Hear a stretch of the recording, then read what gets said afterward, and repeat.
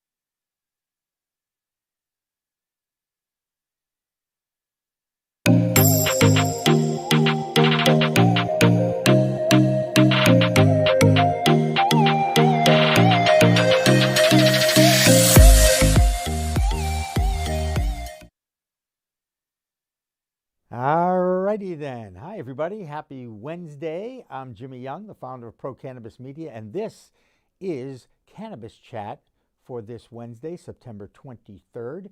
This is the day we normally talk to educators and professors about cannabis. However, we're going to actually have two interviews with two really interesting people who I guarantee you will learn something from. One is an interview with David Bieninstock, and he is a former editor of High Times. He works for Leafly now, and he is also the co-host and one of the founders of the Greatest Moments in weed history. It's one of the most popular podcasts that is out there in the cannabis universe. And we'll have a little bit of a promo of that in just a moment. But first, I want to tell you about the second interview that we did earlier today. It's with Russo. He's the host of WeedBuds.com. He's a media guy and a great personality, and he's from this great state of Maine. And we had a nice chat with him earlier today that we will be running and live streaming at about a little after 5:20 or so, something like that. But our first interview is going to be with David Bieninstock, and that'll be coming up at the half hour at 4:30-ish today. As we always do at the very beginning of the show, I take a look at the news of the day and the news of the week. And perhaps the biggest story in cannabis is right here in New England, coming right here from New England, because it looks like the Vermont legislature is paved the way to open adult use sales of cannabis in the Green Mountain State. The state legislature, the House passed it last week, and this week, by a vote of 23-6, the Senate passed it, and now that final bill goes to Governor Phil Scott's desk, and he is expected to sign it, because I really don't think at this point he's going to say no. And how can you say no to adult sales of cannabis in the state that brought us Ben & Jerry's ice cream, the cult rock band Fish, and of course, from my generation, the spaceman Bill Lee, the Red Sox pitcher, also lives in Vermont, and we do know that he does partake on a somewhat regular basis. And that's Vermont, and pretty soon you'll be able to go into the state of Vermont and actually buy legal cannabis. And also they're expunging the records of other people in jail who are sitting in jail with cannabis possession crimes. And that's obviously good news for those people as well. We also got a personal note today from a gentleman by the name of Jim Belushi. You might have heard of Jim Belushi. He was the actor and comedian and host and creator of Growin' Belushi. He has a farm in Oregon where he grows cannabis, and he just completed his first season of Growin' Belushi. I believe they are now in discussions about a second season. I enjoyed all 3 episodes, and I certainly think you can find them on YouTube and on demand. It was originally aired on the Discovery Channel, and I really enjoyed it. I thought it was very cleverly produced and written. We really like his Cannabis 101 bits where he talked about edibles and how fun and perhaps dangerous they can be as well. And he sent out this personal note, and I think everybody knows that the West Coast, Oregon, Washington, and California have been literally on fire for the last week or so, maybe even 2 weeks, and people have died in those fires. They've lost their homes. Cannabis farms have been destroyed. And luckily, as Jim explains, the fire got as close as 3 miles north of us. The wind happened to be blowing north, so they managed to escape the terror, and it truly was terror. A few of their employees were actually evacuated from their homes, and they stayed at the farm with their loved ones. And sure enough, one of their employees was actually thinking they were in the path of the fires. Amazingly, the fire skipped over and spared her and that family, and of course the family is safe as well. He is also someone who, so many people that are in the cannabis business are socially conscious of what goes on, and the United Way in Jackson County has raised over $400,000, and they're trying to raise up to $3 million. So I'm sure if you go onto the United Way's website, you can find plenty of funds to donate to if you want to help the victims of these fires. Another update about Growin' Belushi. It does look like I said, they're going to hopefully do another season of those shows. They've done their harvesting, and this is also in Jim Belushi's words: "We will bring a sense of humor, mischievousness, and a list." Mischievousness, that's a tough word, isn't it? And a list of our product lines and when and where they are available. They're doing lots of interviews. We are attempting to get an interview with Jim Belushi on this. They're considering starting a YouTube channel. As I mentioned, you can find those Growin' Belushi shows on YouTube. And they also have a bunch of outtakes, including his cousin Chris, who was really one of the new stars, if you will, of that particular show. I really enjoyed it, and I certainly recommend watching Growing Belushi, and hopefully we will get a chance to talk with Jim Belushi at some point on a Cannabis Chat.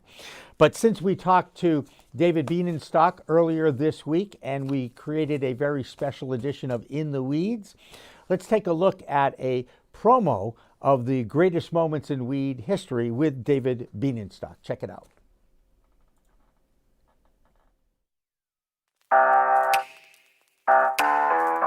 You're going to learn something. It's like other history podcasts, but we're also pretty baked, and we love to make each other laugh, and it's fun, and we don't take ourselves seriously, we just take weed seriously.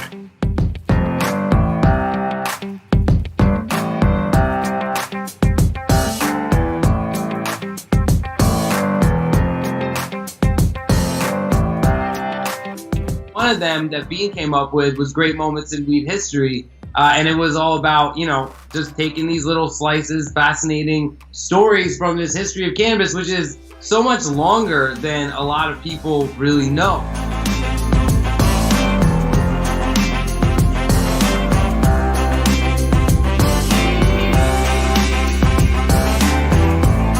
We both love weed, obviously, and are kind of obsessed with it.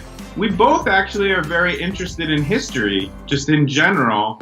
And I think we both share a concern that as we move into legalization, the real outlaw history of cannabis is being erased and replaced with this idea that big business and the green rush created legalization and is the culture, when really it's outlaws and renegades and people who push back against prohibition who created not just the change, but also the culture.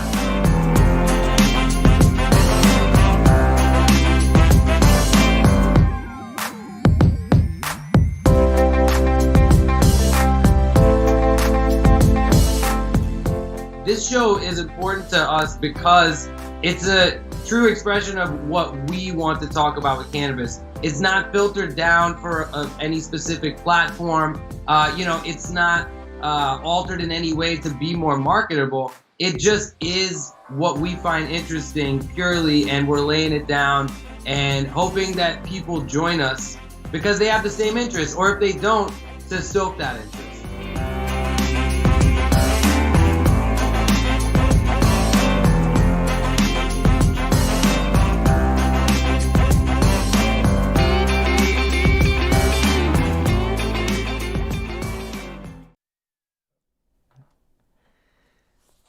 Alrighty, so there's the great moments in weed history. I think you will really enjoy listening to David. I found one of the most fascinating things he talked about was the fact that he does the research and springs on his co-host Abdullah there what he wants to talk about. So there's no preparation from one of the co-hosts, so it's an emotional reaction to the historic moment that they talk about and who they would be talking with. This is a group of guys that have been out in California for a number of years. They've got a great following, and I so appreciate David appearing on our special of In the Weeds. Here on our Cannabis Chat, you'll see that whole interview coming up at the bottom of this 4 o'clock hour. So stay tuned to that. An interesting article also came across my desk today from our friends at the Emerald Magazine group, emeraldmagazine.com. They host a lot of educational webinars, at least one a month. I get to do a little bit of a news read for them at the beginning of their webinars, and they always have a great panel there. Christina DiGiovanni and Jill Cohen, who are involved with the Emerald Magazine group, they do a great job. They put out this article today, and it's something I continue to share with those out there who have had an edible experience that may not have been what was expected. When you take an edible, you have to make sure that you know exactly the amount of milligrams that are in that edible, because sometimes if you get too much ingested, it could be a really bad experience. So with that in mind, this is from this article. They talk about what to do when you have too much, and I'm just going to run it down. Stay calm, drink lots of water, Yes, indeed. You could chew black peppercorns. I found this fascinating. Find a distraction, shifting your focus away from what you're going through. Try going for a walk. Try talking to a friend. And also, CBD, straight, is a great way to manage your high. Here's Emma Chasin talking about what you can do as well. And of course, I had a bad experience with the first time I dealt with a bud tender with my medical card in 2013. I was trying to, I think the first words I said to him, I said, look, I don't want to smoke it anymore. There's got to be a million different ways to ingest it and get the same kind of buzz, if you will. And I was told to try an edible product and was given bad advice about the amount of that edible product. And like so many others out there who have tried edible for the first time, perhaps too much that first. You can certainly bite off more than you should be chewing. And therein lies the old, you start low and you go slow, like 2.5 milligrams as an entry level dose. And I believe my first dose was 33 milligrams. Oh. But I woke up at 4 a.m. The room was spinning. I lived to tell the story. It's kind of my philosophy of life anyway. I don't ever want to have 33 milligrams of an edible again, nor have I. But you hear some of these stories a lot from people, and I'm going out on a limb thinking you too have had a few. Oh, absolutely. I mean, I've experienced that myself. I also had a friend who went into a dispensary here in Oregon, and this was just a year ago. So at this point, I mean, comparatively, we're a relatively mature market. And he was actually looking for something for his dad who doesn't consume a lot of cannabis, but was in a lot of pain, just looking for some pain relief, again, in an edible form. And the bud tender was like, oh, here, take this chocolate bar, have him eat the whole chocolate bar, which is 50 milligrams of THC. He'll be so high, he won't even feel anymore. And luckily, I mean, my friend knows me, knows what I do, hears me talk about this all the time, and was like, actually, I had to school the bud tender and be like, no, give me something with a little bit of CBD in there. We're talking about a starting dose of 5 milligrams of THC, like really take the bud tender through that educational experience. But to me, what's scary is that for people who don't know what they're doing, they're putting their full trust into this person. And while cannabis does not yet have a defined lethal dose, so it can't kill you, it still is a highly uncomfortable experience. And as I mentioned earlier in our conversation, I mean, in order to increase the rate at which the consumer market is adopting cannabis, we need to make sure that people who are interested are having at least not a bad experience right off the bat. Right. Because people who do have that scary experience, often what happens is they say, oh, no, not for me, not for me. I don't want to go through that again. That's for sure. Exactly. Whereas like really it could have been for you if you were given proper guidance and instruction on how to microdose and safely and effectively experiment with this plant until you find out what works for you. All right, welcome back. So again, you start low and you go slow. That is the mantra with edibles. Just so you know, even 2.5 milligrams is a fairly decent entry-level first-time dose. And also the other thing that you might enjoy watching David Bieninstock in is, I'm pretty sure he's still there, still running repeats of Bong Appetit, which is a show, I believe, on, is it Spike or Vice Channel or something like that out there in crazy TV land. This is Cannabis Chat. I'm Jimmy Young. I just was informed about a very sad note in the world of sports. You know, for a lot of people who don't know, I was a full-time sportscaster for 25 years in my broadcast career. And one of my favorite all-time running backs from the Chicago Bears was not Walter Payton. I could tell you a nasty story about sweetness. It's the other guy, Gail Sayers, and I understand he just passed away. And that is a sad day. Whenever a sports legend passes, it also gives young people an opportunity to see how amazing they were and what an incredible performer Gail Sayers was. He basically invented the word, make your tackler miss, fake him out of his shorts. and he was adept at that, both returning kickoffs and just taking the football. He was a great Chicago Bears running back, and obviously our deepest condolences are with his family at this time. And I'll tell you what, since I'm talking about sports and families, tough week for the New England Patriots. Not only did Bill Belichick lose his mother and his longtime girlfriend lost her father, but James White's dad, who was a policeman, a captain in the Miami police force, was involved in a horrific car crash and passed away at the scene. And James White's mother is really fighting for her life in critical condition in a Miami hospital at this moment. And obviously thoughts, prayers are with James White on that. And since I'm on the sports roll, yes, I know it's Game 4 of the Eastern Conference Finals with the Boston Celtics and the Miami Heat. And I'll be watching that tonight. But since we're getting close to that magical time of 4:20, it is almost time to introduce the song that was part of my youth. It was performed by Jonathan Edwards. We run it every 4:20 on this show on Cannabis Chat, and we want to thank Jonathan Edwards for that, and also the radio station in Portsmouth, New Hampshire that had him in studio to play it live. Shanty is my version of 4:20. 4:20, we pay tribute to the Waldos from California.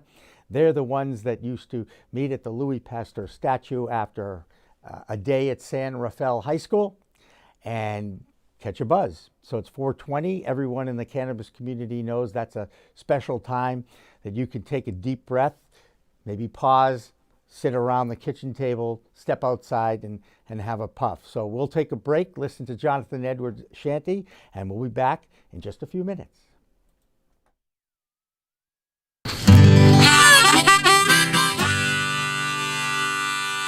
Yeah, this is a tune that I wrote back in 19... I've forgotten.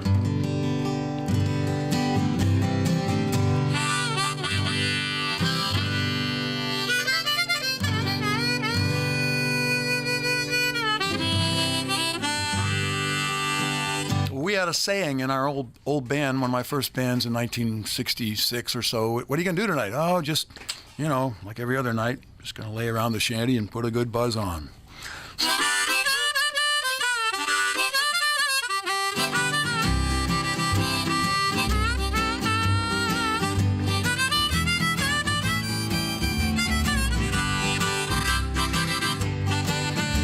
Gonna sit down in the kitchen, fix me something good to eat. Make my head a little high, make the whole day complete. Gonna lay around the shanty, oh mama, and put a good buzz on. Pass it to me, baby, pass it to me slow. We'll take time out to smile a little before you let her go. We're gonna lay around the shanty, oh mama, and put a good buzz on.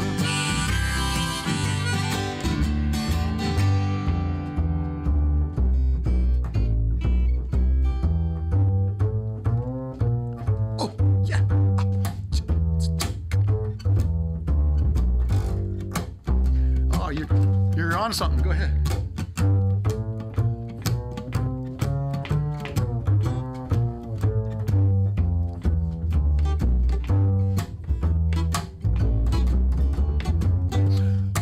Rick Brodsky, everybody.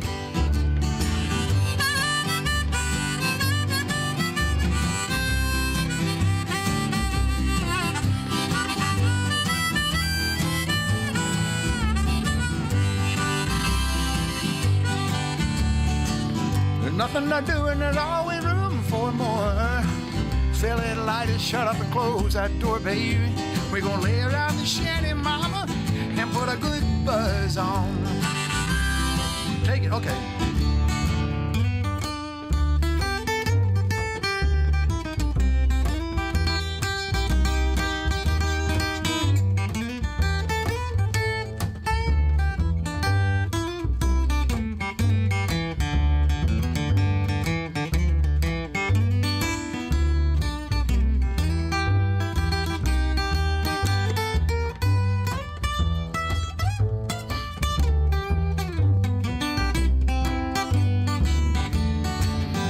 Prohibition never works, it's time to realize it.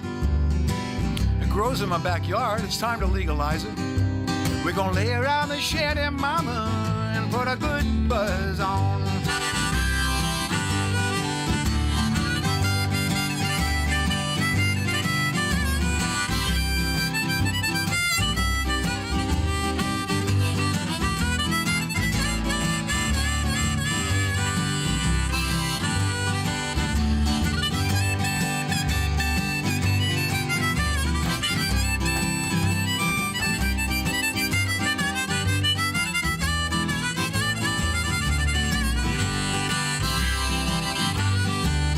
I'm gonna sit down in my rented car. I'm gonna jam it into drive.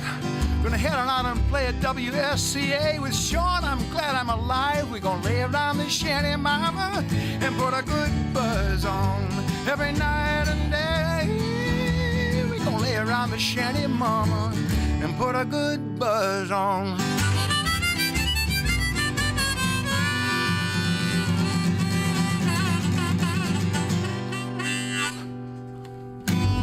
Nice. It's Friday.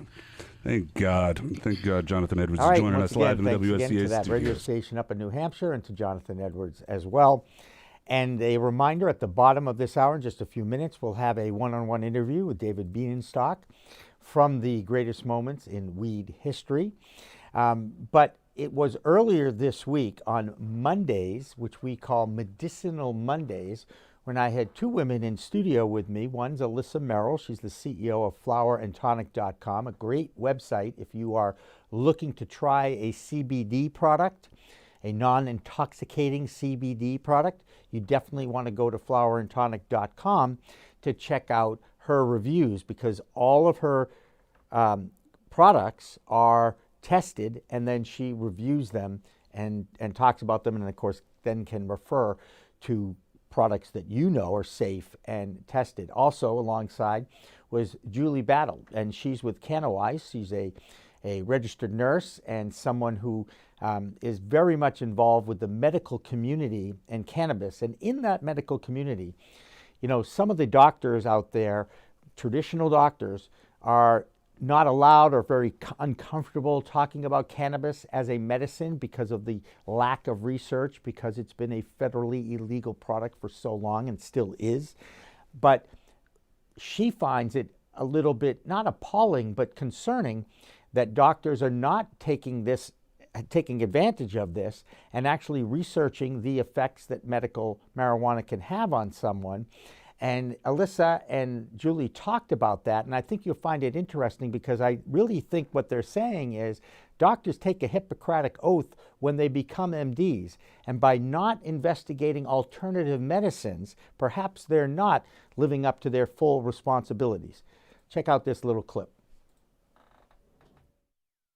So Ethan Russo, who's a genius in cannabis land, he's a neurologist, and he used to he worked for the pharmaceutical company that came up with Epidiolex, and he's taught at CanMed the past 3 years that I've been there. He's just lovely and super smart. And he came out a while ago saying that essentially he believes that within a number of years, all autoimmune diseases are going to be called endocannabinoid deficiency syndromes. Huh. Now, CanMed, is that a convention of... CanMed, yeah. It's the Medical Cannabis Convention. It's been in Cannabis. Pasadena the past 2 years. Yeah. Yeah. And it's not this year, though, I'm sure. No.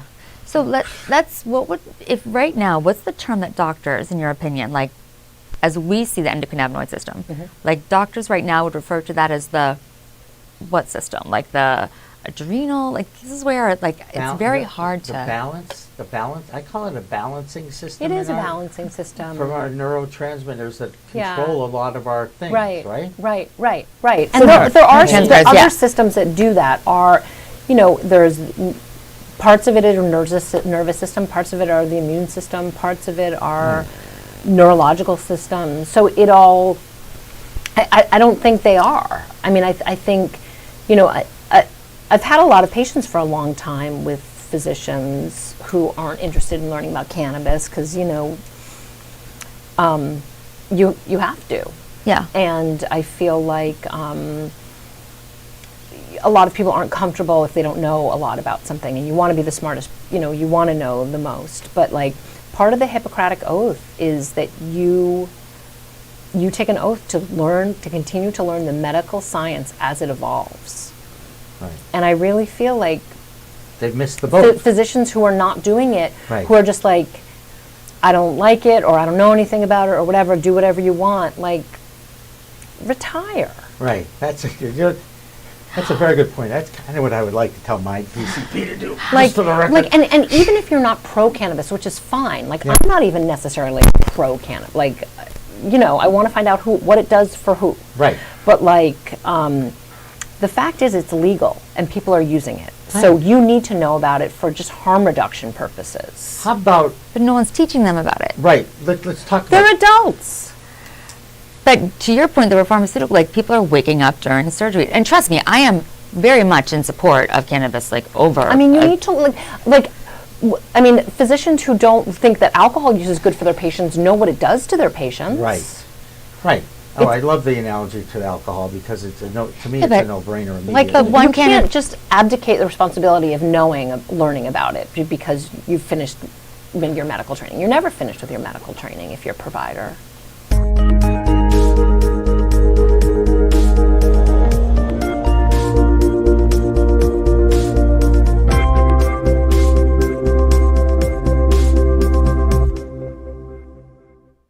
So again, Mondays, Medicinal Mondays, Wednesday, Professor Weed Wednesdays, when we'll be talking with educators and really focusing on learning something about the cannabis plant and talking to interesting personalities about that. A little bit later on this live stream, speaking of interesting personalities, we'll be talking with Weed Bud's own, the Maine man, Russo, and that'll be coming up in about 45 minutes or so, almost close to an hour. But our next moment in time, we're going to have two things. One is a little something from our friends at Cannabis.net, Kurt Dalton's company, maybe an educational moment of some sort, and then we'll roll right into the David Bieninstock interview. I'll be back on the back end of that, and then we'll have a little clip from our Friday show. Now, on Fridays, we talk about the business of cannabis. We talk about the finance of cannabis. We call it the Green Rush Show, and it features David Bieninstock, who is the treasurer of MassCan and also involved with the social equity applicant movement in Massachusetts. David is by far the best analyst of numbers that I've ever met in my life. And the numbers that he's going to take a look at a little bit later on have to do with the sales of cannabis in Massachusetts, the amount of licenses, the type of licenses, and he has a very, very insightful projection of where the market is going to go.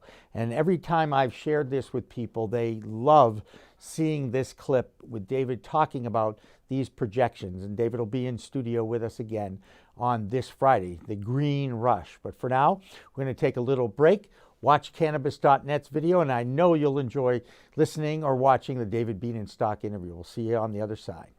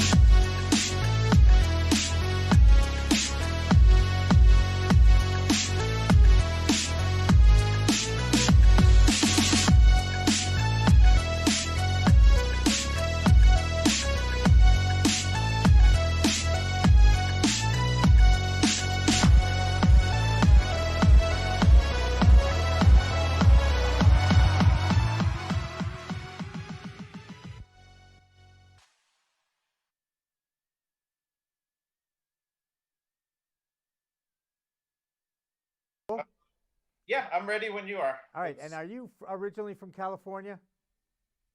No, I grew up in New Jersey. New Jersey. That much I remember. Okay. All right. This will be good.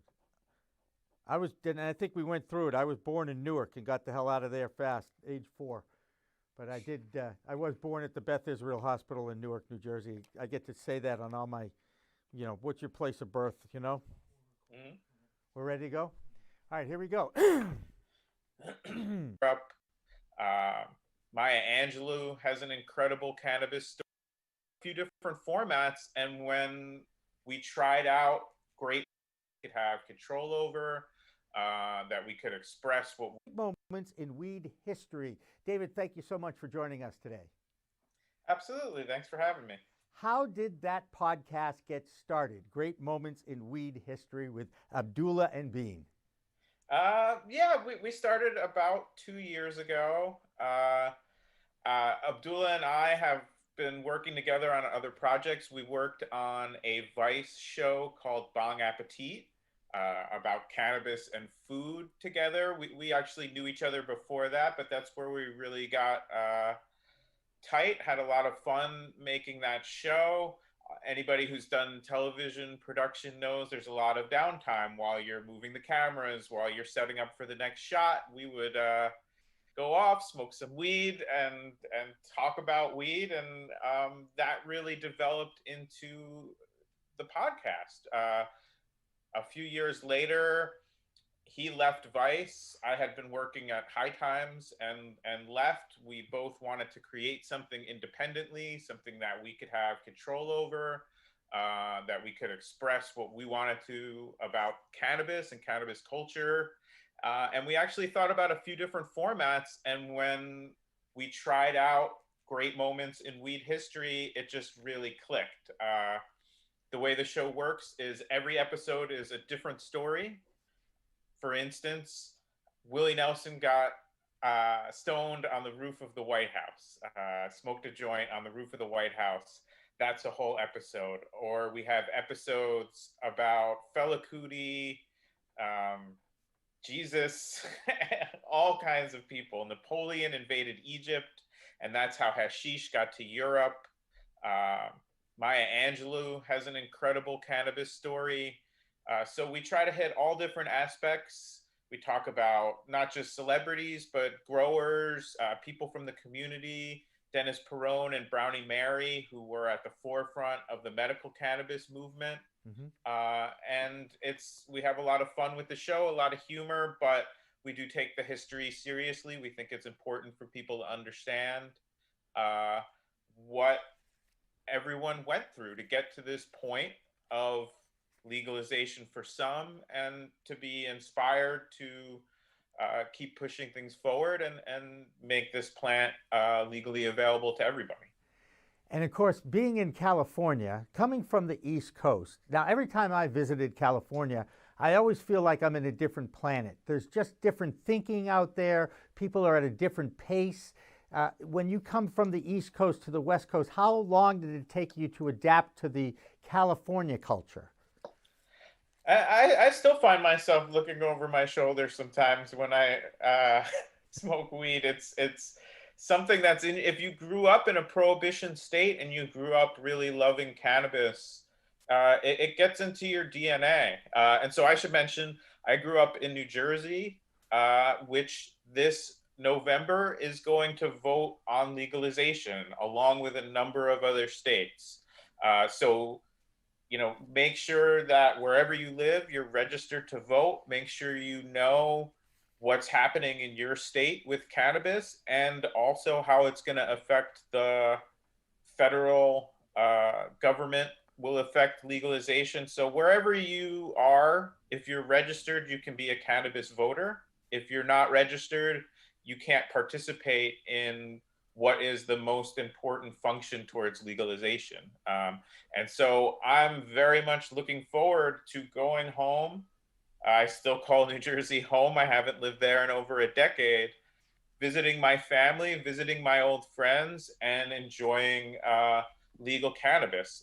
So that's, will be a very full circle moment for me. Absolutely. And, Massachusetts, we voted in legalization of adult use 4 years ago in the 2016 election. It took them 2 years just to get to the starting line to open the first dispensary. And even now, they're still only in double figures. I'm pretty sure the count is like 45 in that range, with projections to go into the hundreds. Can you, being part of a mature market, what's the biggest thing that you've noticed? And of course, in California, they had medical for a long time, but recently they just opened up the adult use thing, and it seems like there's been a lot of controversy in California regarding licensing and the competition with the illegal market there. What's the flavor? What's going on in California there? Are people accepting the fact that there is a movement towards legalization? Yeah. Let me quickly run down the other states that are voting to make sure I mention them all. That's okay. And of course, name. today, today I usually don't like to date my interviews, but it is National Register to Vote Day today. And I got a tweet from Bill Kreutzmann, and I have a great Bill Kreutzmann story if you want to hear it.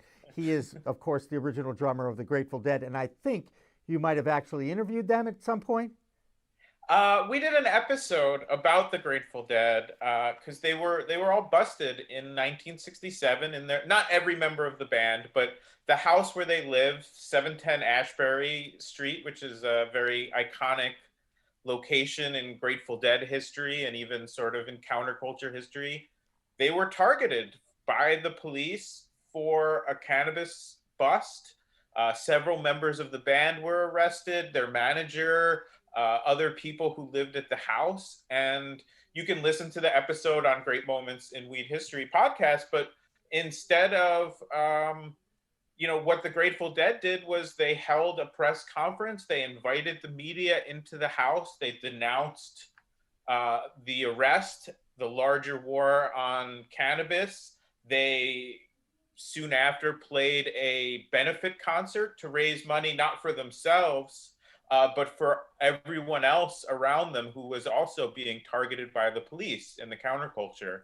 And really, in the episode we get into it, that was the beginning of, not the beginning, but that was a pivotal moment in the cannabis movement in San Francisco, which, was the birthplace of the medical cannabis movement in this country in a lot of ways, has been at the forefront of this issue really ever since. We're going back to 1967.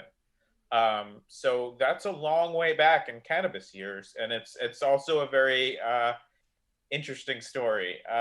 Just to mention the other states, Mississippi, South Dakota, Arizona, and Montana, all voting on cannabis initiatives this year. As far as in California, cannabis is like a way of life at this point. I think, there are some people who are never going to accept it, but by and large, in society, in California, we've had medical cannabis since 1996. It's a long cultural tradition. So we're not the problem here in California with the laws and with social acceptance. We need to extend that to everyone in the country and around the world. As far as the industry, there's a lot to criticize in terms of people with a lot of capital coming in and using that to take market share, and those opportunities not being as available to people who are legacy producers who've been doing this a long time, or to the poor and minority communities that were most harshly targeted and disproportionately targeted by the war on drugs. And so there's a lot of movement to try to bring more equality to the industry, and that's really important. But what I try to remind people is that is a problem with capitalism as it is embedded in our system of governance and in our financial system. What legalization does is end these arrests and end the targeting of people. And as you know, being arrested for cannabis not only has direct legal consequences, but you could lose your job, you could lose your student financial aid. If you live in public housing, you could lose your home. You could lose, in terrible instances, whole families can be torn apart. And this has been going on for so long. So when we talk about legalization, I want people to think about ending those arrests and creating a system for legal sales and cultivation. When you want to get mad about how some of this plays itself out, all of those arguments are valid. I do not like seeing corporate America come in and try to take over cannabis, but that is a problem with capitalism. Right. And so you need to hold both of those thoughts in your mind simultaneously. What I've met along the way on my little journey in the interview of a lot of cannabis people in this industry, there's still a lot of them that do hold this socially responsible philosophy for their capitalist ways. And I do salute them for that, but I also wonder how long they can sustain that responsibility. And as you know, recently it looks like Vermont will finally have adult use recreational sales. The Senate in Vermont passed that today, and they are now going to move towards a adult use legal state, as opposed to where it's been, which has been legal, but that you couldn't sell it, you couldn't buy it in Vermont legally, and now of course they get to tax it and all that. Do you see the initiatives more from the legislature moving this forward? They're expunging all the records of past cannabis convictions in Vermont for possession, which I think is a great thing. So do we see the movement more powerfully through the ballot box or through the legislature? Almost every state that has legalized has done so through some kind of ballot initiative, direct voting. Everybody gets a say. And the reason for that is that the people are far ahead of the government when it comes to this issue. And so when you ask the citizens to vote, you see these big majorities. Nationwide, it's over 66% support for legalization. It's different in different states. But when your elected representatives are left to their own devices, we can look at New York and New Jersey, have been on the cusp of legalizing for literally years. Right. When the current governor of New Jersey was elected, he had a campaign promise to legalize within 100 days of taking office. He tried. Right. He didn't back away from that promise, but despite these big majorities in support, it's very hard to do because you're going up against special interests, including, but not limited to, the police, the pharmaceutical industry, private prisons, some very, very powerful forces in our society. I would say some very messed up institutions that do not have our best interests at heart. And so that is where you see these efforts often get stalled in the state legislatures or watered down. And even if you pass legalization through a voter initiative, the rules to govern that industry and the regulations are still going to be created in these state legislatures. So for one, we have to vote for people to actually represent our interests. And this goes not just for cannabis, but for all kinds of issues. And then we still have to hold them account and make sure that they implement the will of the people. And what you end up seeing a lot is, and of course, also, not every state allows voter initiatives. So now a lot of the states that do have already legalized, and we're getting into harder terrain. But what you really will see is, okay, the people vote. We have 5 more states that are going to vote. They choose legalization.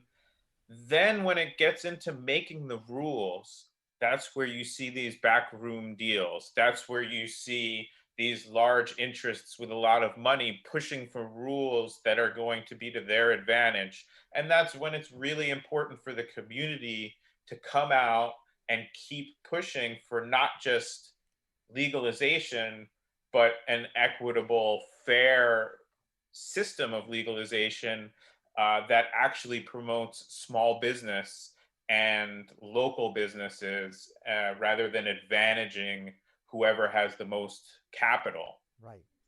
And therein lies another issue, as you know, in the cannabis space, is the social equity movement, trying to not only expunge the records of past people who have been most affected by the war on drugs, but the fact that this is no longer just a drug issue. It truly is a civil rights issue, that our jails are filled with persons of brown and black skin that have been persecuted, have been targeted by law enforcement. And we all recognize that there is a huge problem with law enforcement in this country profiling people and knowing that, hey, if we pull this guy over and he's black, we're probably going to find some weed on them. That is systematic racism in its simplest form. And now we're starting to see how cannabis can actually change that a little bit and perhaps help the movement out. You know, I don't know if it's a cure-all medicine, but it certainly can be a big Band-Aid for what ails the society these days. And I'm talking about the economy, and I'm talking about the taxes that could drive a better education and better public housing. The fact that it's become a political issue in Washington, D.C., that the two sides couldn't even come together on a second COVID-19 relief bill because the word cannabis was given to the Senate blows my mind. How frustrating is it to know that in California, you guys are light years ahead of most of the country. Massachusetts, we picked it up a little bit late, but we got it right. And now moving it into Washington, D.C., that polarization that's gone on is very frustrating for me. I wonder how you guys feel. Yeah, I think a few things. One thing is we have to not lose sight in any sense that there's going to be 650,000 cannabis arrests in the United States this year. And that's with a lot of states that have legalized. Right. So that's still a massive number. Those arrests are still disproportionately 4 to 5 times more likely to target the poor and minorities. That's part of, as I say, you know, the economic system created around cannabis is a symptom of capitalism failing us in so many ways. The systemic racism of the police exists and then is applied via cannabis. So we cannot fix the police by legalizing cannabis, but we can eliminate 650,000 arrests that are racially disproportionate and to me, unconstitutional. The other thing I just need people to understand is if you smoke cannabis and you are part of this community, you're part of a community that is being targeted by the police for SWAT raids, for being pulled over, for having your door kicked down in the middle of the night, for all of these arrests. The war on cannabis has been racist and abusive for 100 years. So don't turn away from it. There's a lot of people who think, well, you know, I live in a nice middle-class community and I could smoke weed in my bedroom and I'm not worried about it. Well, that's good for you, but you're not a part of this community if you're going to turn your back on the people who are being arrested, which is the poor, minorities, and young people. And my frustration is palpable with that. I think when we look at now, what is the situation in the federal government? It's easy to say, why can't the two sides agree? But the fact is, we have one political party where support for legalization is very large among the Democrats, and certainly for decriminalization is almost universal.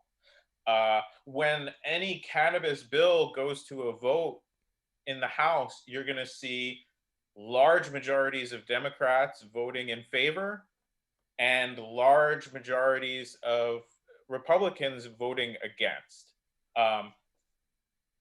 Historically, looking back, both parties did not support our community, did not stand up for us. That's why we've had all this progress through voter initiatives and not through the two-party system. But it is completely off base to equate them. If you are voting for president, if you are voting for your senators, if you are voting for your congresspeople, I'm not going to tell you how to vote on any other issue. That's up to you.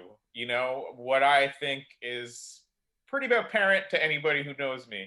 But I will talk about this issue because I've been reporting on it for 20 years.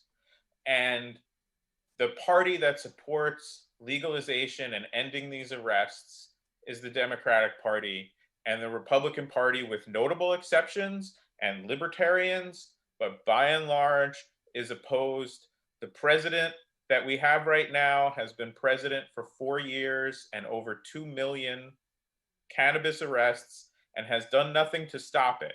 So when people want to pretend otherwise, that is just simply wishful thinking.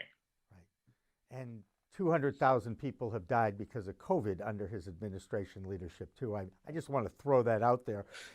Let's face it, while we wave the flag for the green wave and cannabis reform, the leadership has been non-existent and perhaps even edging on the criminal side of things. But again, even though we're separated by 3,000 miles, I think we actually are in alignment when it comes to the politics of things, David. Let's go have some fun. We've talked about some pretty serious stuff off the top. You guys, when you do your podcast, you use a nationally known figure or an event as the vehicle to create a moment in history. You've mentioned a few of them. You guys have a lot of fun. How do you balance the seriousness of some of these issues that we've talked about and the fun and the culture that's part of the cannabis world? Yeah, well, right built into the format of the show is in every episode, I'll research a story. For instance, do you know who was the first person to smoke out the Beatles? Who got the Beatles to try cannabis for the first time? You know, I've heard this story, and it wasn't their manager. I'm going to say I give up. It was Bob Dylan, and it's an incredible. I knew who it was. So it's an incredible story, and it's actually very well documented by a journalist who was there when it happened. But a lot of people don't know the story at all, and then most people don't know all the details. Right. And as somebody who is both a journalist and at this point I'll call myself a historian, that is a great joy to me. I love to research these stories. So I'll have the whole story researched when I sit down with Abdullah to record an episode, but he has no idea what we're going to talk about when we start. And so a lot of the fun is he's hearing these details. Sometimes he knows the story. Sometimes he has no idea. Right. He's hearing them all fresh. We react. We both, love to make each other laugh. But the underpinning of it is I'm pretty serious about the history. So we can talk about, and that's a really fun story. Some of the stories, like I mentioned Dennis Perrone, a medical cannabis activist. He was arrested multiple times. He was shot by the police. He had his, a lot of this activism was coming out of the gay rights movement during the AIDS crisis. Right. When we saw how effective cannabis medicine was for people suffering with AIDS. So that there's a story where it's a great moment because he triumphed and he created a lot of these legal rights and he changed society's view of cannabis, but it has really difficult moments. So we just try to be really present with each other, try to make the show entertaining, but really also honor these stories, honor these, to us, legendary people who created these great moments in weed history for us. So I think that's what really makes the show fun for us, is that element of it happening, the interaction between us. And then other times he will research the story and tell it to me. So it's a very, very fun format. I love that. So historically, there's a song that we play at 4:20 on our live stream every time we do a live stream between 4 and 6 p.m. on our Twitch channel, our new Twitch channel. And it's a song by a New England singer named Jonathan Edwards. Are you familiar with Jonathan Edwards? No, I don't think I am. This is great because this allows me as a New Englander to enlighten somebody from, I'm going to call you from California, even though we know you're originally from New Jersey. So there's a song called Shanty. And Shanty is a song by this guy, Jonathan Edwards, who I think his best hit was called Sunshine. Sunshine, go away today. Don't feel much like shine. Anyway, Shanty is about him sitting around the kitchen and putting a good buzz on. And we play it on our programs at 4:20 because I get to enlighten people on the East Coast about the Waldos and the 420 group out of San Rafael, California. Because it was 1971 when they started their tradition of meeting at the Louis Pasteur statue, catching a buzz. And then 420 became the code for law enforcement for people smoking weed outside. And then now it has become kind of more of a culture, and now it's a brand. And have you ever met the Waldos? I did meet them once at an event, a rare public appearance for them, and we did an episode of the Great Moments in Weed History podcast about that whole history. That's one of the really fun episodes, a lot of youthful adventure, and a weird parallel because so here was this weed crew of young people who created 420.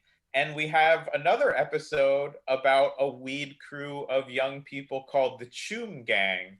Do you know who is the, I would say, best known alumnus of the Choom Gang? So when President Barack Obama was elected, I thought we had actually made a lot of progress with race relations. I was one of those naive people who thought, oh, this is great. We finally moved on from Jim Crow and slavery and racism, and that didn't work out so well when we put this guy in the White House. But tell me the story about the Choom Gang.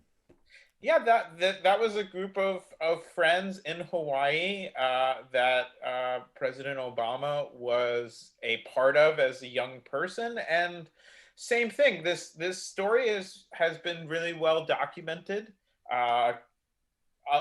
He mentioned it in his book.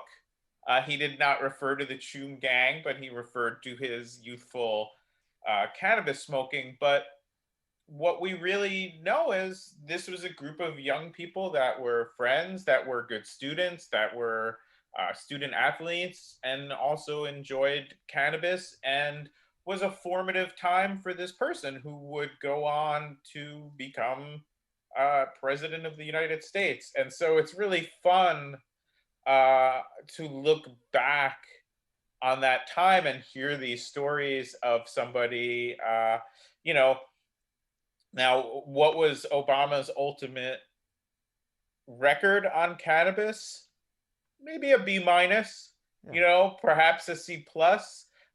He certainly did not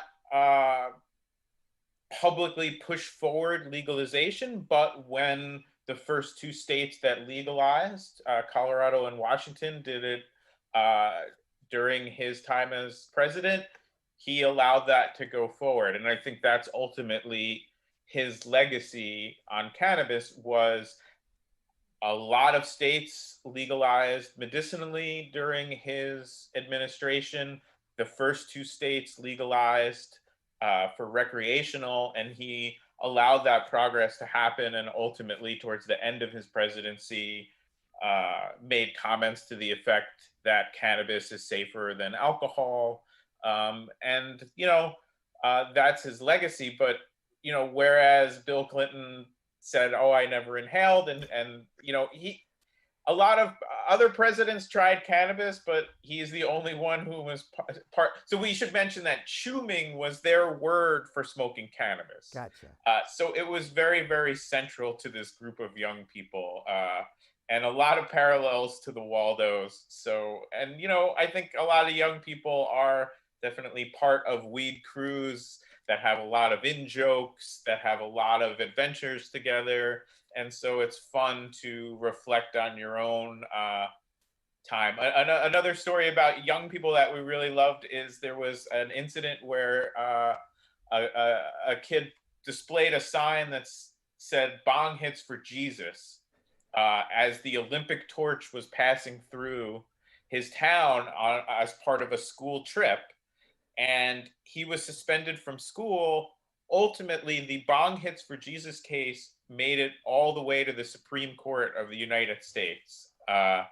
So you can follow that story also on Great Moments in Weed History. You got a great job of documenting that. I'm going to go back to the Waldos real quick. They started in 1971. Another reason why I explain it is that is also the first year that I took part in the culture.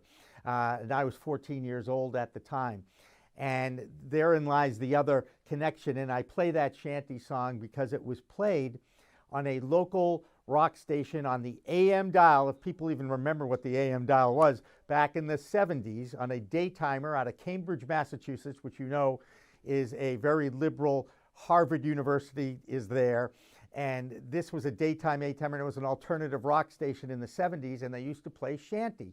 And it was a song he wrote in the 60s, and I'm trying to resurrect a following for Jonathan Edwards and kind of wave the flag that Shanty is the song that I remember the most when it came to, it's time to lay around the kitchen and put a good buzz on, which is one of the famous lines in that song. I'm going to send you a link from YouTube that we play so that you can experience it. It's a 2.5-minute song, which, by the way, is another one of those strange things.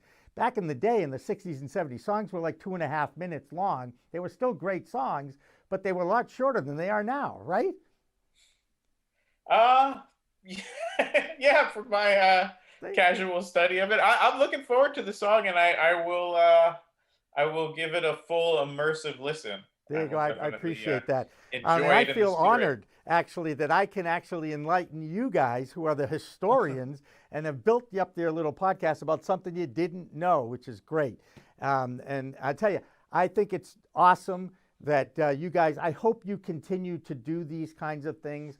I also think a syndicated series of shorts, some of your stories. Are you putting a book together, David? We're definitely working on a few extensions of the Great Moments in Weed History cinematic universe, as they say. So yeah, well, I mean, it's great. I think it's great that you do that. I was a history major in college, so I totally identify with this. I so appreciate you taking the time. I know we had a few trouble to get this thing going, but we got it going. I appreciate the effort. And once again, where can people find this? It's pretty much all over the podcast world, right? Yeah, wherever you get your podcasts, if Spotify, iTunes, if you get podcasts, it's right where you find your other podcasts. And then I always like to mention that I write a lot for Leafly, so that's where you can mainly find my journalism. There you go. And a few weeks ago, or actually it was probably a month ago now, we did interview Bruce Barcott, and I use a part of his book, Weed the People, to explain to parents the best way to talk to your kids about cannabis. And there was that one section in there where he had to talk to his then 12-year-old about it. And I thought how he explained it was a very clear, focused way to enlighten the next generation, if you will, about the pluses and the minuses of this plant that God put on this earth to enhance our well-being and to perhaps provide medicine for those who need it the most. Sound like a plan? Absolutely. David, terrific talking with you. Thanks again. I appreciate it. Remember, it's a whole new world of weed out there. Use it responsibly. Thanks for watching. Thanks for listening.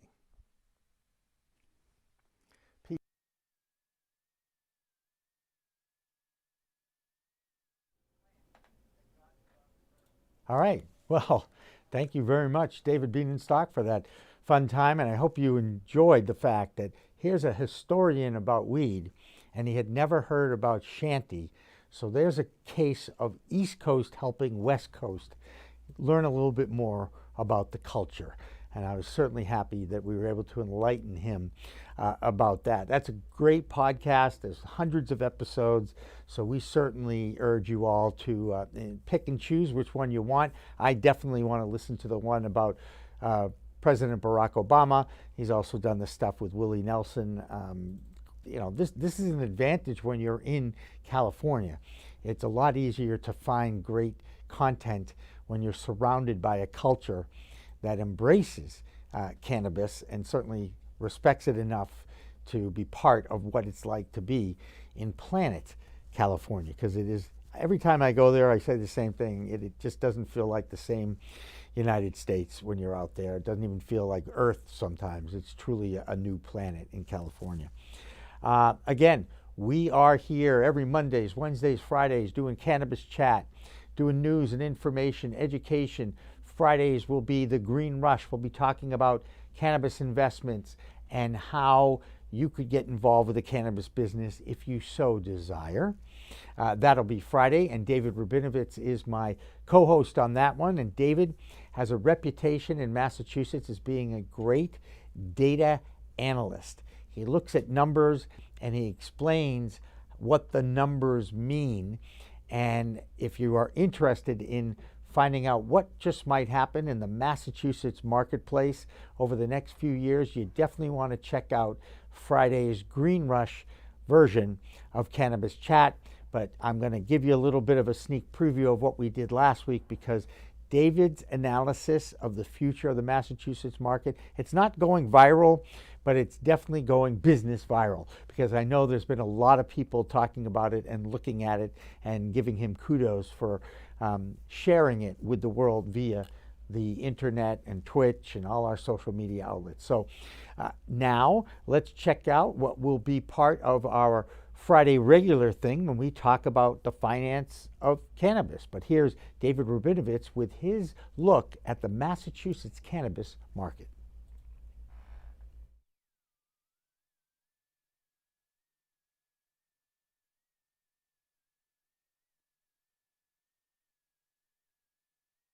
In sales of cannabis in the Commonwealth, and I don't want to deny him the opportunity to talk about that, because I know you love numbers. I think numbers tell the story, but let me throw something else out. So in addition to Holyoke and Uxbridge, for anybody who's out there looking for space, there is a new Cannabis Park that's being constructed down in Middleborough. I was down there yesterday morning, and this place is very exciting. They look like they know what they're doing. They got a lot of tenants coming in. I think they're going to have 6 buildings in the first 2 phases, and it may go to more buildings after that. And I actually believe those are the best places if you're going to situate a business, because no matter what you do, if you grow, you need to have somebody who's going to do some processing or testing and some transportation. And when you put a bunch of businesses together, I think it helps all of them. Okay. So, and when you say Cannabis Park, what's going to be there? It is large industrial, brand new large industrial buildings, about 20,000, I shouldn't say large, 20,000 square foot industrial buildings that they're dividing up for various tenants. They've got probably about 4 or 5 cultivators down there, 3 or 4 product manufacturers. I think there's 3 transportation companies. I think there's 2 prospective home delivery companies. Quite a few businesses going in there. There we go. Yep. All right. Did we say, is Blake still with us? Indeed. All right. Well, again, thank you. Let's keep in touch. My studio is your studio. You want to keep Blake on while we go through the numbers? Do you want to hang through David's numbers presentation? That's it. Yeah. Okay. Do that. All right. So we're gonna talk a little bit about what's going on in the state of Massachusetts with respect to licensing. Yes, please, and take us through the numbers and walk us through this. And I know Dan French, our director, is juggling both Zoom and PowerPoint and Twitch live streams. And, you know, I marvel at stuff like this when he pulls this off. And exactly what he's doing now is lining up the screens so that we can share what's in your hand with those who are watching us on the live stream. And it, you know, I'll tell you, thank God for young people. That's all I got to say. All right? Yep. He's putting it into the presenter mode now. I mean, we'll get there. We'll get there. This is called filling, tap dancing. You're very good at that, Jim. Well, you know what? The mouth that roared. You know, what can I tell you? Hey, we got it. All right. All right. And look, I noticed you put up Weed Chat. That's going to change to the Green Rush, but then we're going to let that go. Go ahead. So here we are. So let's look at what the state of licensing is. And this goes back to, shouldn't say goes back to, this is the most current data out of the Cannabis Control Commission, September 10th, so it's not that old. It's a week old. Right? There's 883 applicants somewhere or another within the queue. Okay. And you list all those types of and licenses we list on the left. all the licenses are listed on the left, Yep. and how they're progressing through is listed at the top. But I'll tell you, here's what is fascinating. If you take a look at the line that has the marijuana cultivators, you'll see there's a total of 250 cultivation licenses that have come into the commission. Yep. There you go. Dan just found it on the screen for us. Yeah. 35 have commenced operations. Yep. Right? Okay. Or have been authorized to commence operations. Mm-hmm. Now, right behind them are 14 applicants with final licenses that are looking for their certificate to commence operations. But what I find most fascinating is take a look at what's behind that. 140 provisional licenses. So let's ignore those 14 people with final licenses and just look at commence operations and provisional license. Now, a cultivator from provisional license to commence operations probably takes the longest amount of time because they got the most build out, most complex facility, most amount of construction. Most overhead too, right. I'm sure. But think about this. Let's assume that all 35 of those licensees are operational. Mm-hmm. Massachusetts has the highest price of weed in the country. That's because supply and demand are out of balance. As more cultivators come online, there'll be more supply. Got it. But take a look at 140, that's 4 times the current number that have been authorized to commence operations. By next May, next June, I would expect most of those 140 are going to be with the commence operations. Are they limiting the amount of licenses, those provisional licenses for cultivators? Is there a limit on it? Or is it going to be market dictated? Don't know. Okay. Right. Hopefully the cannabis... There's no state limit. Right. There isn't a state limit. Thank you, Blake.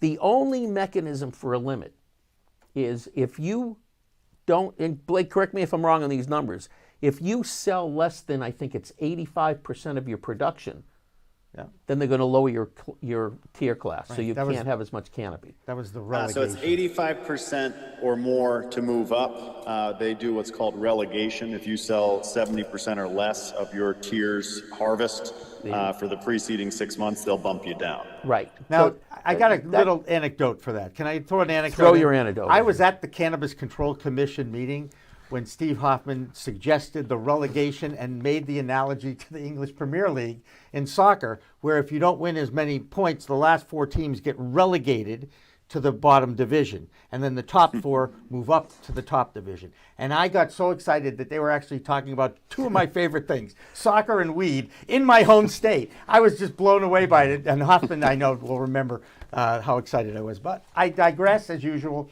Let you continue with your thing here. And I know that our 5 o'clock guy, Rick Leneve, is on hold, or he's on deck. He knows what's going on. So we're going to extend this a little bit. I know you need to run out of here too, but so it's kind of in your hands now. Great. So if we're going to write down predictions, right? Mm-hmm. My first prediction is by next May, we're going to see the amount of product quadruple or quintuple. There's going to be 4 to 5 times as much product available in Massachusetts by next May or June as compared to today. And a subsequent drop in price for that? No, because there's going to be a lot more retail stores too. But the price compression will come. Okay. Now, here's another interesting one. Take a look at the number of marijuana retailers. Now, I think Blake talked about how 60 stores are open, 75 have commenced operation certificates. That means that those other 15 stores, and it could be a little bit more than 60 at this point, but those other stores are going to open soon. I would expect within the next 45 days, because from the time you get your commence operation certificate, you typically open within a number of days, not necessarily weeks. Right. So let's assume there's 75 stores open. Take a look at how many provisional licenses are behind it.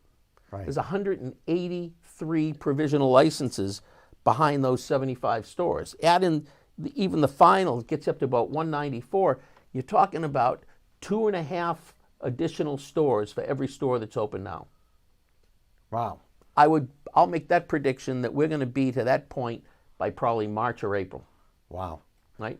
Yeah. So where it's hard to find a store in many communities. Yeah. By next April, except for Holyoke. by next April, there's going to be better than 250 stores open. Wow. That's incredible. Which means we're going to need the extra supply to supply them. Got it. And I'm going to predict that about half the industry is going to be integrated, meaning what Blake was suggesting about the operation that he's a partner in.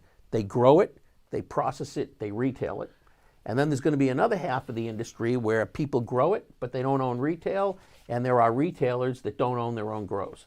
That's going to be what's really going to help the ecosystem, because when you're fully integrated, you're kind of doing your own thing. Right.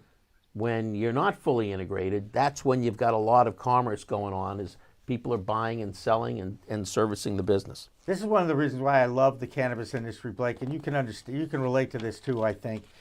There's law, there's economics, supply and demand, there's botany with the science of the grow of the plant, there's chemistry.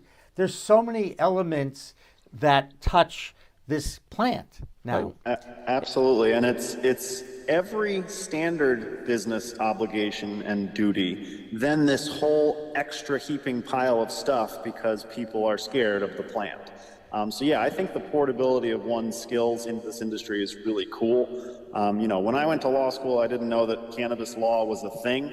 I just consumed it. So, to have that sort of benefit of my resume to be useful to folks now, I couldn't have scripted it any better. So yes, I share that. It's very cool. That's great. So one more observation on this. We'll go to the next slide where I'll make a quick observation, and we'll get to the last one. Okay. So take a look at the bottom of the commence operations column, and you'll see 149 licensees have been authorized to commence operations. Yep. Look at the number of provisional licenses that are out there, 456. So we're going to take, the industry is going to quadruple in size. Wow. In less than a year. But what's really fascinating is look at the number of submitted applications. Cannabis Control Commission has now gotten to the point where there's more provisional licenses than submitted applications. And they're now processing the applications at a pretty good pace. I've assisted people with the home delivery application, the pre-certification. One team submitted, and within 2 days they had their RFI back. This weekend they're going to address the RFI, and I bet by the end of next week. Request for information? Request for information. Thank you. That's right? what I'm here for. So their whole, if you count it by business days, they will have submitted, and within less than 10 days they're going to be pre-certified for home delivery. That means the Cannabis Control Commission is starting to get their act together on processing applications. Gotcha. So Dan, can we flip to the next slide real quick? Look at that. Now this one This here. one's got colors. I like this one's got colors. All this really is the last slide with the information from August and July in there. I see. And if you look at the far right, well, I'll point out two things that I think are interesting. If you look at the far right where it says totals, if we can scroll over there, Dan, you look in July, there were 833 total applications. He's got it. Yep. By August, another 21, Yep. up to 854, and this month, another 29. So on average, we're bringing in about 25 new applications a month. But if you watch the Cannabis Control Commission meetings, the approvals are exceeding 25, which means a year ago, they were approving less than the number of new applications. They couldn't keep up with the pile. Now they're whittling the pile down.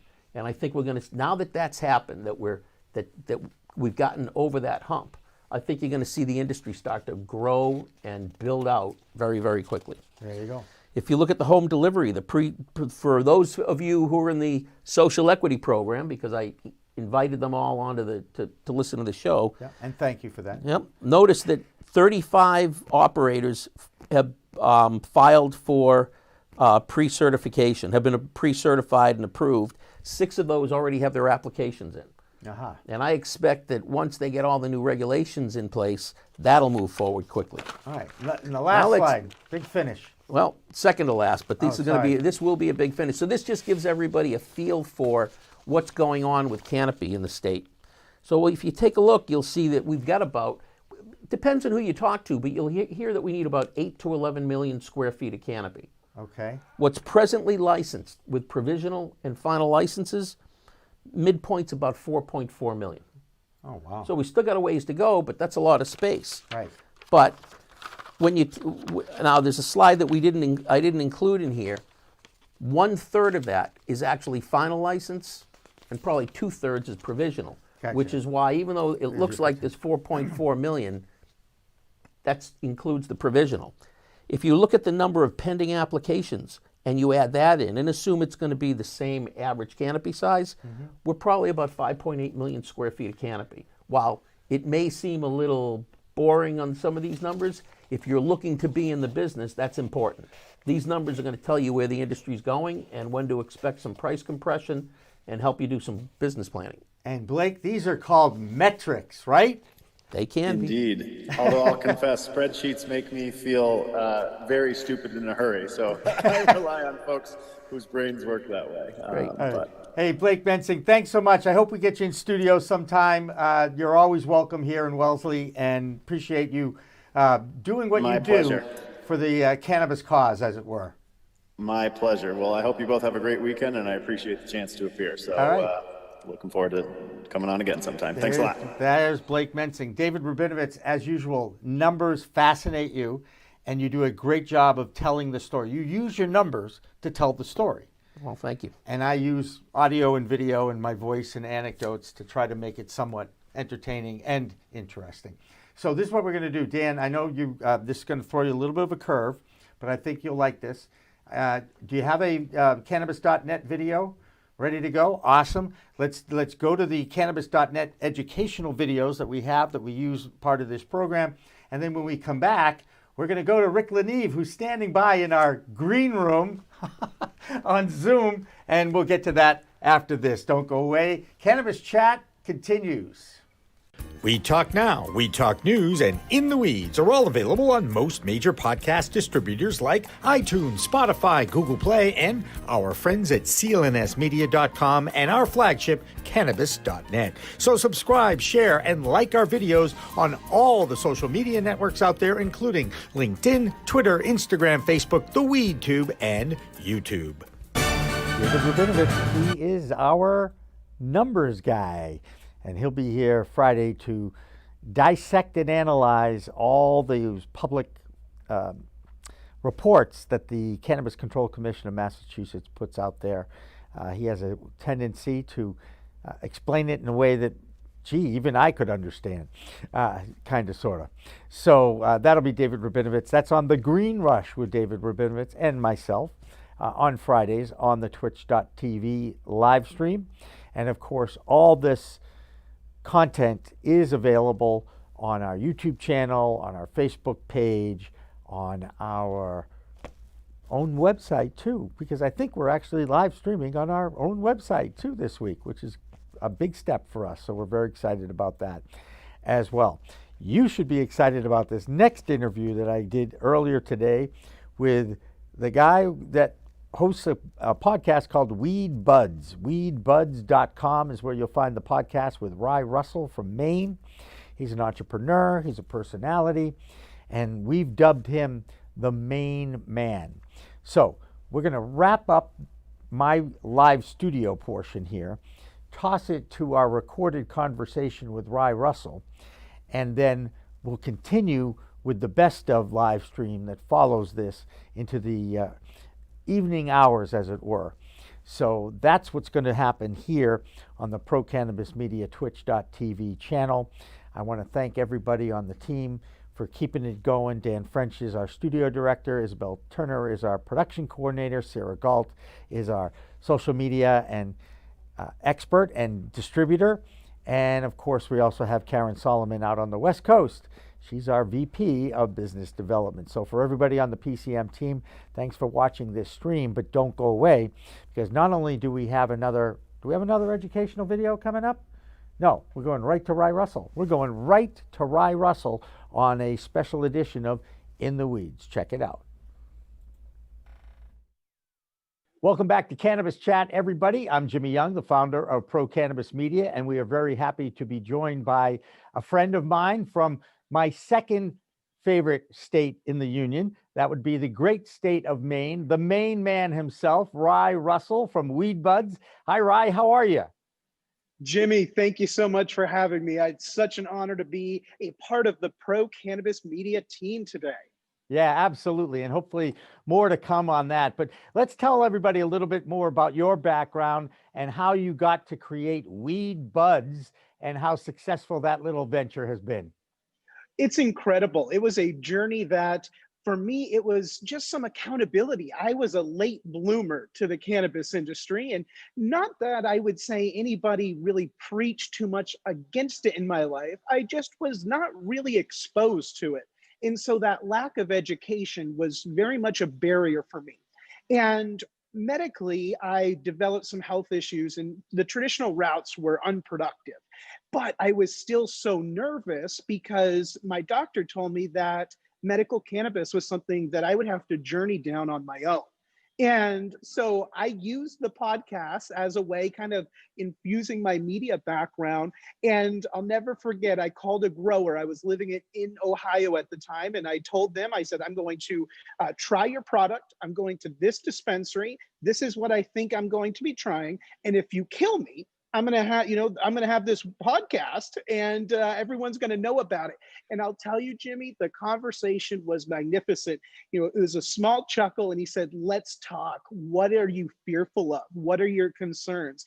And he wasn't the pharmacist, but he really allowed me. And I said, man, I feel if more people could kind of have these buds around them to help them educate and to learn just about the industry and about the people that are in the industry. I think once you know those people, you might start to feel a little bit safer because they have our best interests at heart. 100%. And it's funny you mentioned education and learning. On Wednesdays on this Cannabis Chat venture that we're doing, we are dedicating our talk for the most part as an educational experience. This is where Professor Weed Wednesdays exists, and playing the role of Professor Weed will be moi, and I'll be interviewing educators, and we already have had a few of them on our first show that we've done like this, and this is only our second Professor Weed Wednesday. So I'm going to ask you a question, Rye. This was an interesting experience, how you got exposed and started to learn about the aspects of medical marijuana and using it as a medicine. What is one of the most surprising things that you have learned about your journey with cannabis as a medicine? I think first and foremost is the clarity of my mind. That was one of the things that was really tripping me up in traditional medicine. A lot of the medication that I was on, I felt was locking me in, was locking my personality in, and my creative side that you know me for, that I love and gives me inspiration for the day. I felt like the traditional medications were pushing that down and suppressing that part of me. And I can't really explain it other than I felt like a zombie of who I was. And when I first started experimenting with cannabis, right, and if you listen to any of the old school messages, you would think that cannabis is going to turn me into a zombie. And so that was one of my fears. And when I started using medical cannabis to help me, I realized it helped me socially, it helped me spiritually, it helped me psychologically, where now I feel it can open my mind, it can expand my mind, and it's weird to say unless you really can understand the experience. But rather than suppressing anything, I feel like it brings all of my emotions to the forefront, and I can process them much better than I ever could before.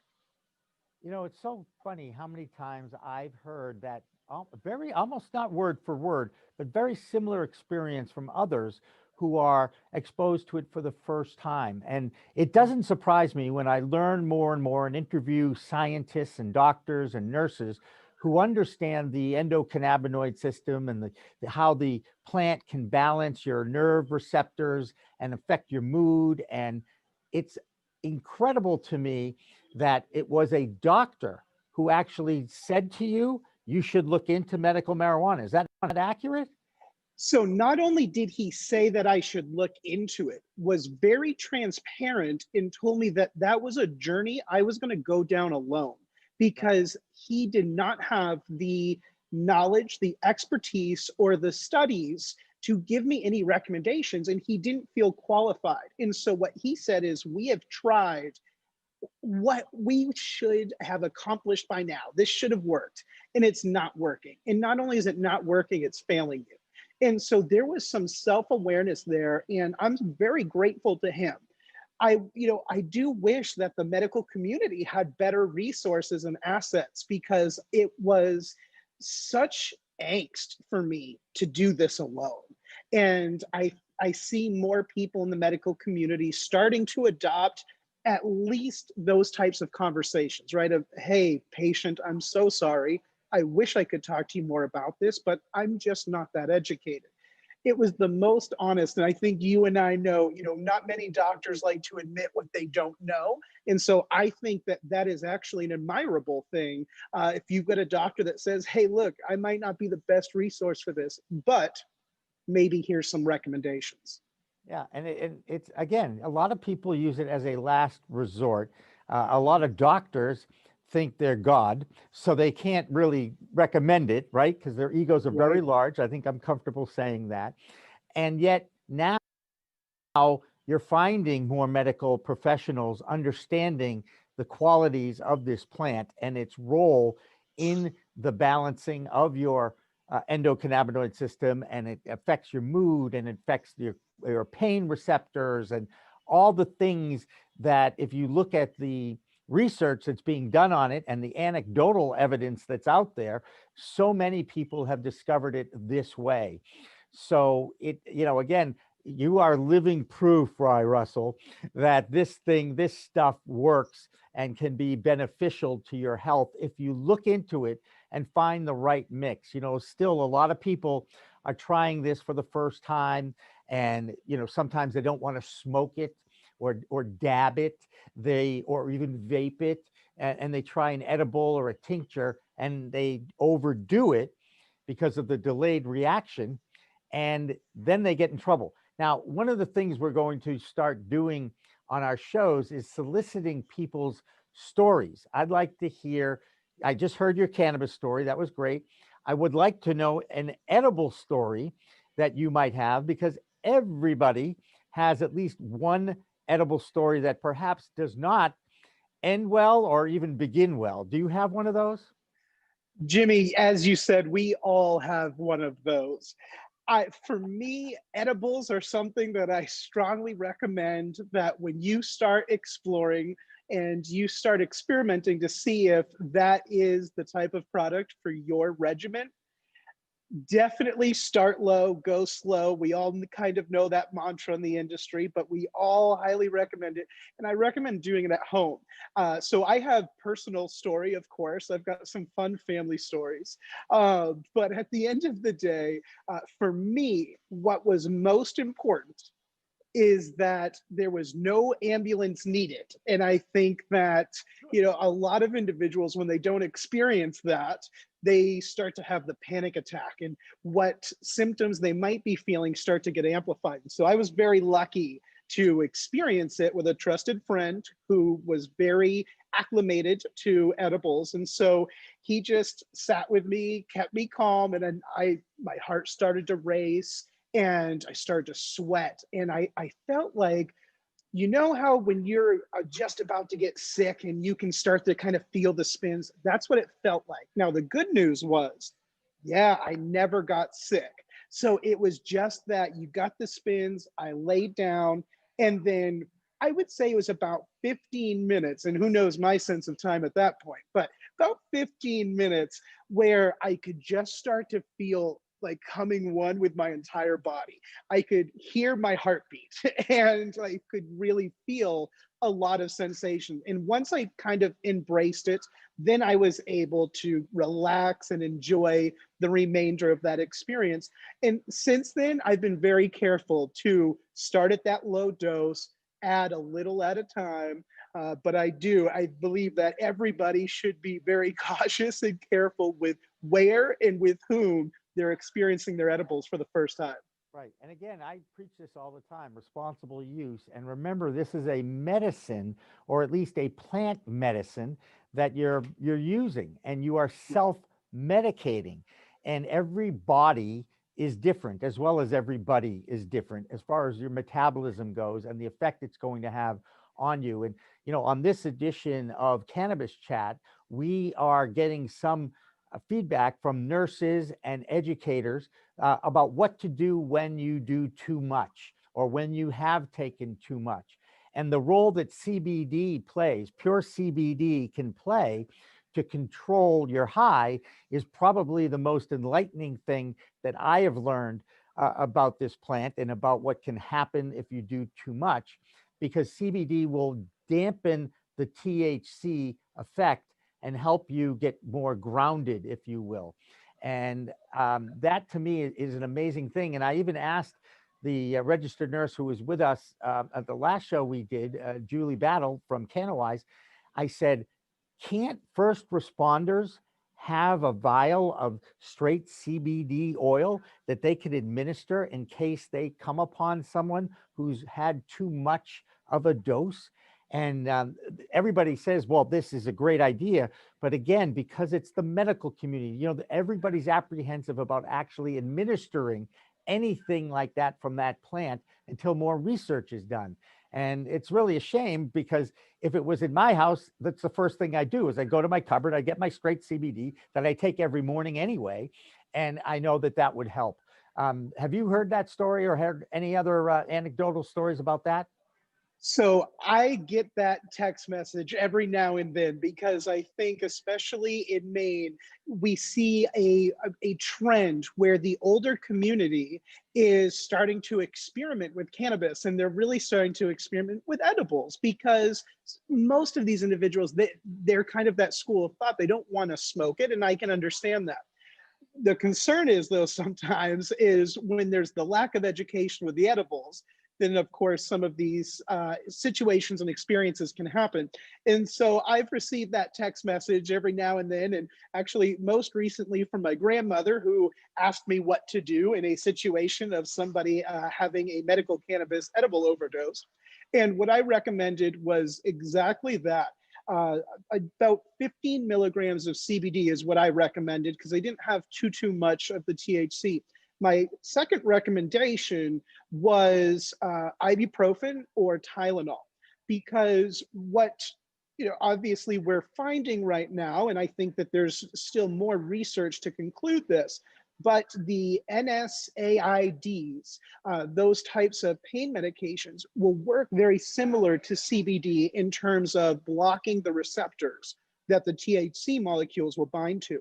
So what I've done, and I've done this before, because Jimmy, as you know, traveling around the country and going to different cannabis events, sometimes you can be gifted quite a few different products.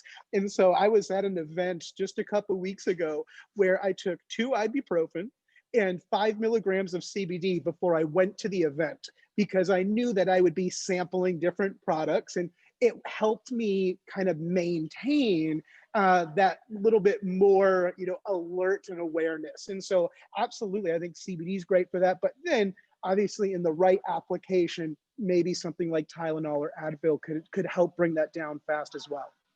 And though that, I think it was a little acronym, the NSAIDs, that's non-steroidal anti-inflammatory drugs. For those of you out there who don't know what NSAIDs are, and they're available, as you can imagine, pretty much everywhere in your pharmacy. They're over-the-counter analgesics, as they say. You mentioned the great state of Maine. Let's talk a little bit about the great state of Maine. 4 years after voters in the state of Maine voted for adult use recreational sales to begin, they're finally going to begin on October 9th in the great state of Maine. I believe we came up with at least 5 locations where the stores will be open. And do you remember where they all were?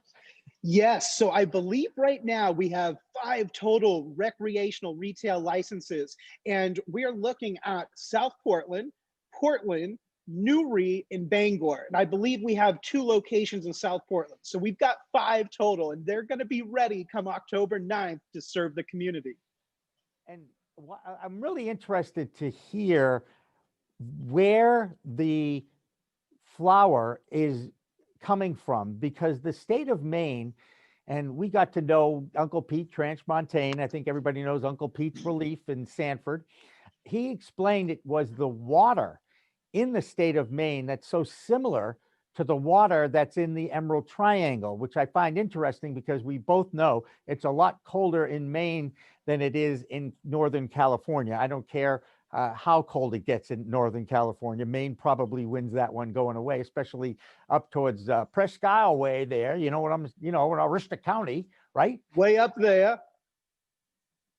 I guess the point is, do you know that they're going to be strains that people from Massachusetts might be familiar with, your Blue Dreams, your Granddaddy Purples, or do you think you're going to have, the great state of Maine strains?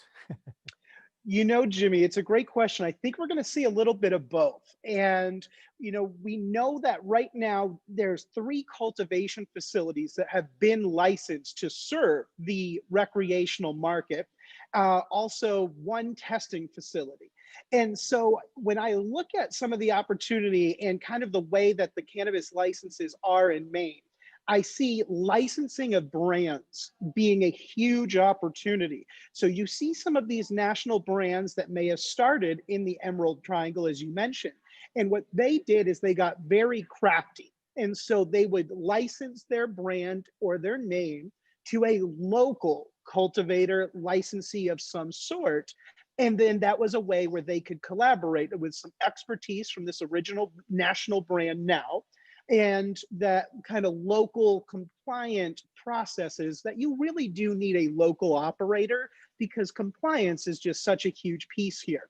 So I think you're going to see some really great Maine brands, but I wouldn't be surprised if we saw some of these national players enter the Maine market with licensing agreements. And at the end of the day, I think you will. You're going to see the Blue Dream that you'll find in other markets, and it might be a little bit different. And that's what's kind of special about cannabis, is that when I go to Maine, I know that the Blue Dream might be a little bit different, but as long as they have a good certificate of analysis and they can tell you the terpene profile, you should be able to do a quick little search in favorite strain from out of state or out of the country, and then find something here in Maine that you will like. You mentioned out of state and the state of Maine. I know it was a little contentious in the very beginning. Another reason why there was such a long delay is that at first, when this law went into effect in the state of Maine, they really wanted to try to protect their own, but that blocks out a lot of major players, multi-state operators who are already exist in the state of Maine. And, to me, it should be an open enterprise. Now, I understand limiting the amount of licenses one company can have is important for competition and to protect that you don't have a monopoly.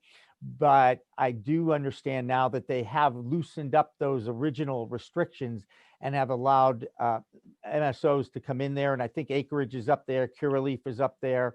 I think you have some stories about that contentious debate that was going on there for a few months in Maine.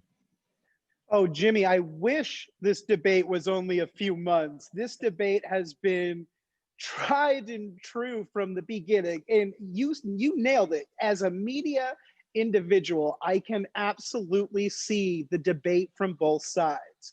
I am a Mainer. I am a former small business owner. I'm still a small business owner. And so I love, and I'll never not love, mom and pop retail. I also love entrepreneurial spirit, drive, and true, genuine capitalist, conscious capitalism. And what I see is two very distinct markets in Maine. As you mentioned, we have Acreage that is affiliated with some local dispensaries. We have Cureleaf, whose founders are from Maine, and obviously that expanded very rapidly.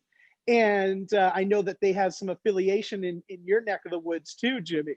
And so at the end of the day, the caregivers, they outnumber all of those retailers, right? There's so many of them. And so they feel that sense of Maine pride, as they should. They are the legacy of Maine cannabis.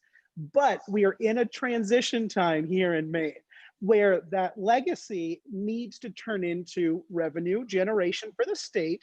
It needs to turn into a highly regulated market for consumer safety.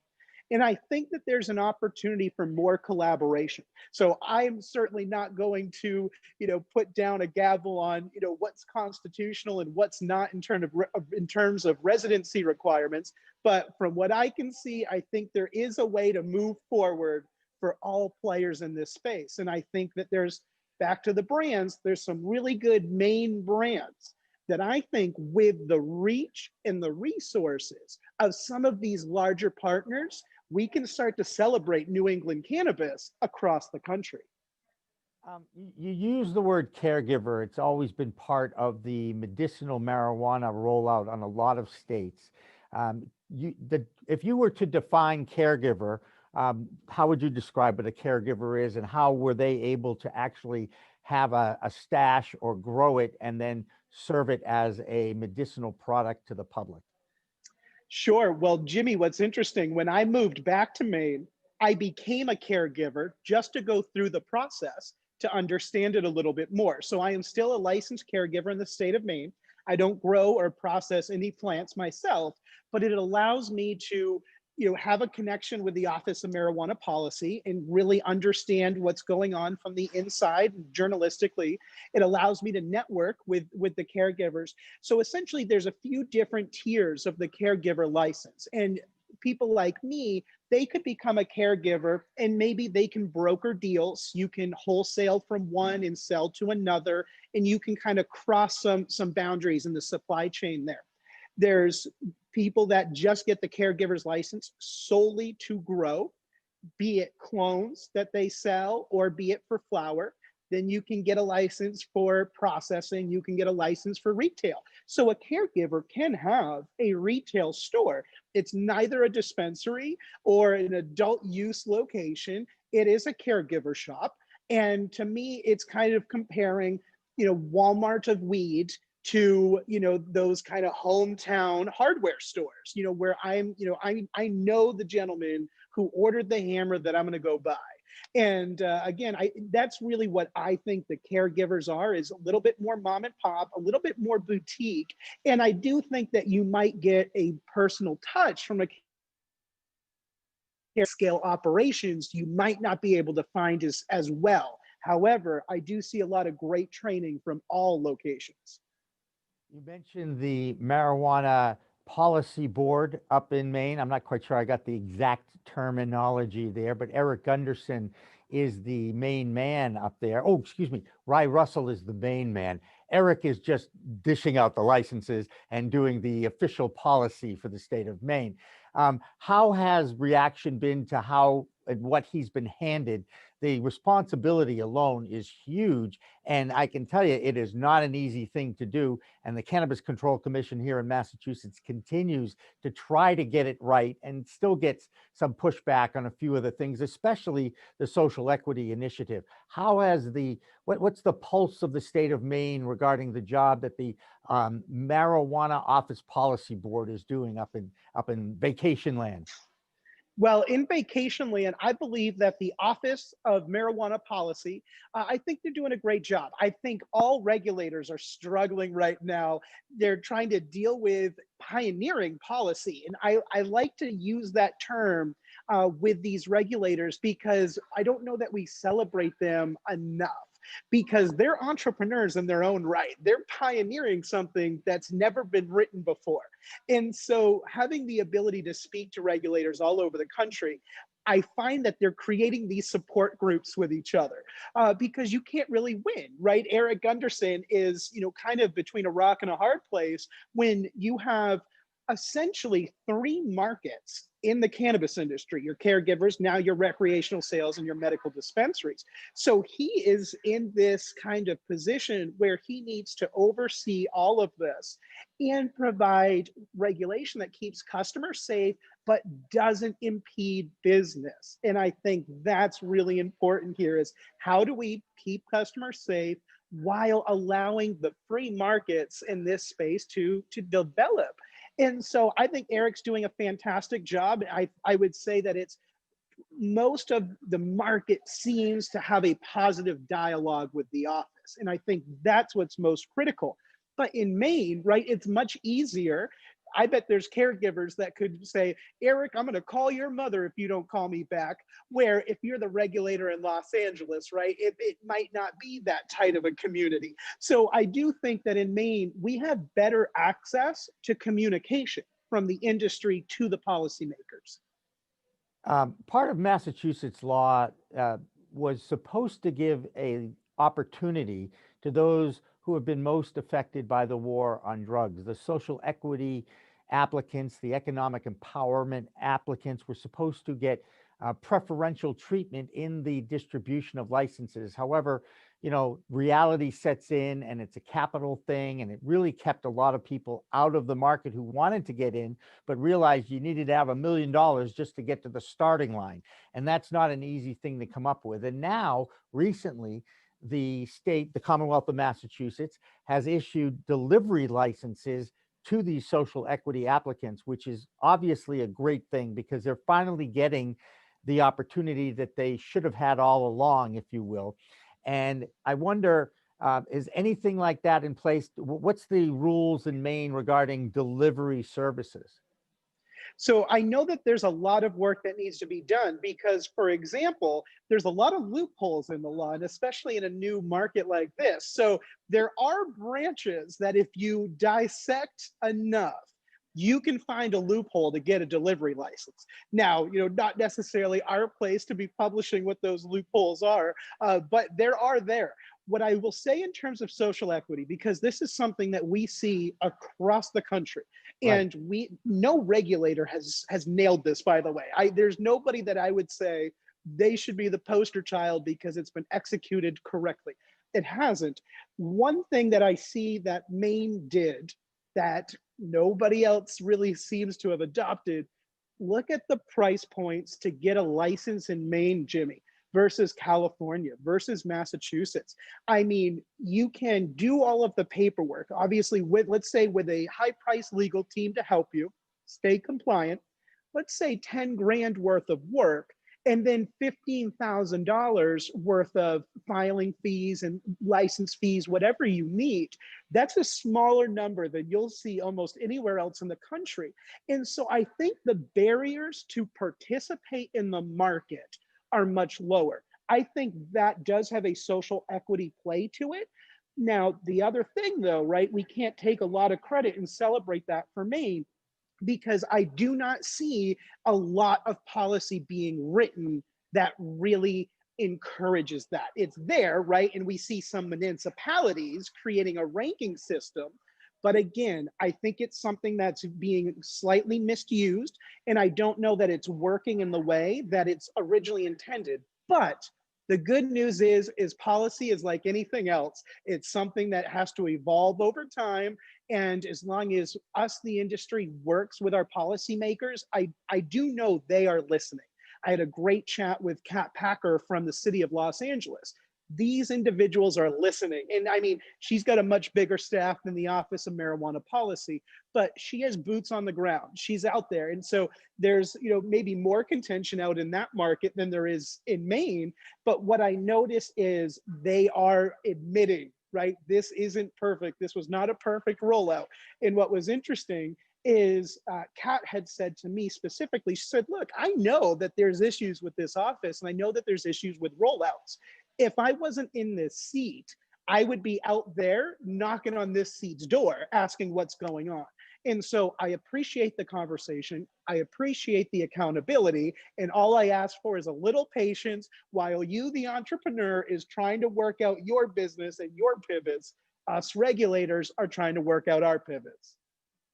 And I want to ask you also about expungement of past cannabis possession crimes, because even in new states that are voting on legalization, there is expungement clauses in the bills. In fact, the Vermont Senate and House just passed a bill that's now on the governor's desk that basically expunges all past cannabis possession offenses, I believe up to 2 ounces. I may be wrong on that. It's another reason why if you want to invest in cannabis, you invest in a law firm, because they know what's going on and they'll never go out of business.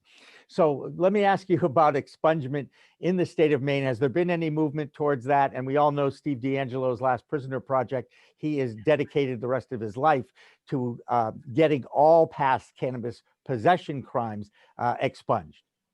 Well, we have a lot of work to do, and I appreciate everything that Steve and his team is doing, because they're everywhere, right? They're like you and I. They're not going to say no to having a conversation to better the world. And his way of sharing love with the world is this fight. And so I'm honored that we can all help support that fight. Now, Maine, we have a long ways to go. But Jimmy, you have to realize that in Maine, we have one of the lowest African-American populations in the entire country. Right. And so you want to look at those statistics and, really see it. You can look at Maine, because there is such a fewer amount of our population attributed to those individuals, that there's no way for this program to be rolled out smoothly, right? Because in terms of the social equity, right, if we do it just based off of a certain tier crime, well, then that's not really social equity in Maine. And so I think Maine is in a very unique challenge. I think some of us here in the Northeast states really need to look at this, because why is it, now that we've reduced the residency requirement, why aren't we encouraging people to come and participate in our market? And so where our licenses, like I said, the cost is low, I think that there's a real opportunity for those listening that maybe you're not getting the social equity kind of, I don't even want to say treatment that you should be getting in some of these other states. What I'm saying is that I think that Maine is very loose in terms of opportunity right now. And so again, from a cost perspective, expungement is something that I know that we've been talking about over and over again. And I don't know why it's not as easy as a signature and these things get done. But that's why I ran out of patience for the politics game a long time ago. Oh, well, you joined the club on that. Hey, let's talk about this 10X conference. I guess there's been a nationwide contest of cannabis entrepreneurs who are going to be pitching their products or services. And there's a big pot of gold at the end of the rainbow, and that's up for grabs this weekend. Is that what's going on with 10X?